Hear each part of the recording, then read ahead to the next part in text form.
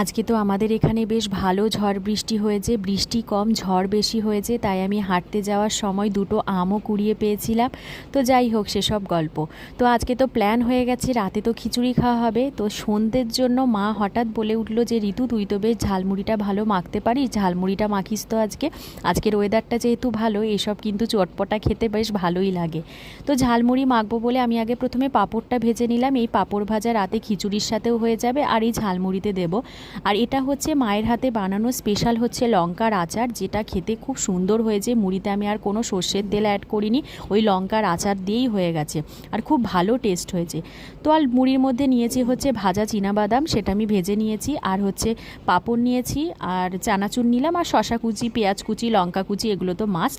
তো প্রথমে আগে ওটা ভালো করে মেখে নিয়ে আমি মুড়িটা অ্যাড করি। মুড়িটা ভালো করে মাখিয়ে নেওয়ার পর আমি সামান্য পরিমাণে চাট মশলা ব্যবহার করি। চাট মশলা না থাকলে আমি একটু জিরে গুঁড়োও ব্যবহার করি, বেশ ভালো লাগে ফ্লেভারটা। এভাবেই আমি ঝালমুড়িটা মেখে থাকি। এই মুড়ি তো আর শেয়ার করার কিছু নেই, আমি এইভাবে করি, তাই তোমাদের সাথে শেয়ার করলাম।